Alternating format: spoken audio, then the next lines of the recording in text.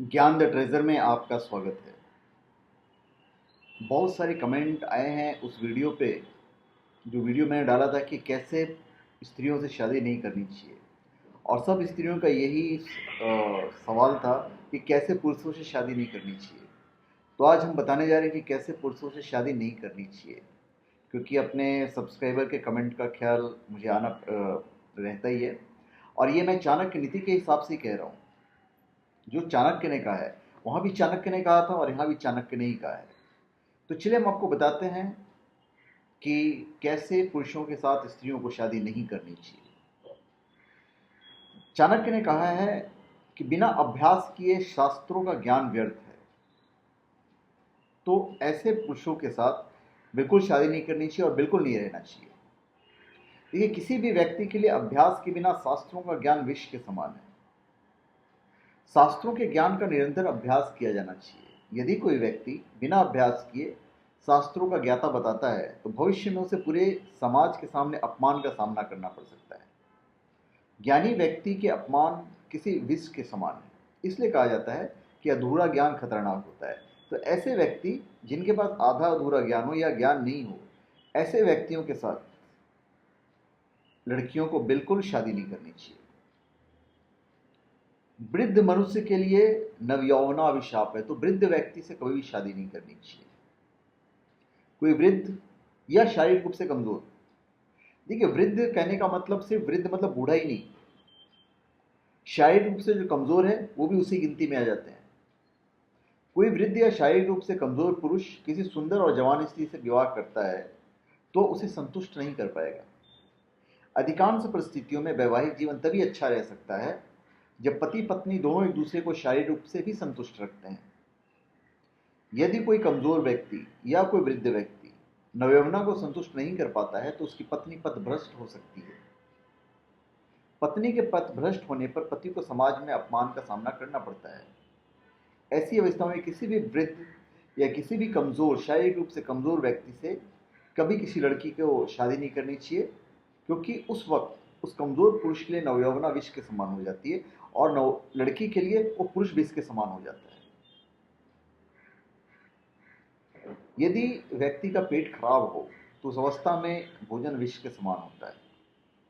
पेट स्वस्थ हो तब तो स्वादिष्ट भोजन देखकर मन तुरंत ही ललचा जाता है, लेकिन पेट खराब होने की स्थिति में 56 भोग भी विष की तरह प्रतीत होती है। ऐसी स्थिति में उपचार किए बिना स्वादिष्ट भोजन से दूर रहना ही श्रेष्ठ रहता है।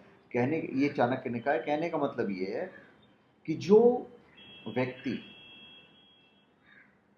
उस पोजीशन में नहीं है जो आपका और अपना पेट पाल सके, जो अच्छी तरह से आपको नहीं रख सके या आपके बराबरी का नहीं हो धन के हिसाब से, तो ऐसे व्यक्ति से शादी नहीं करनी चाहिए। गरीब व्यक्ति जो बहुत ज़्यादा गरीब है, ऐसे व्यक्तियों से शादी बिल्कुल नहीं करनी चाहिए। क्योंकि देखिए, आज आज की तारीख में धन ही सब कुछ है। धन है तो इज्जत है।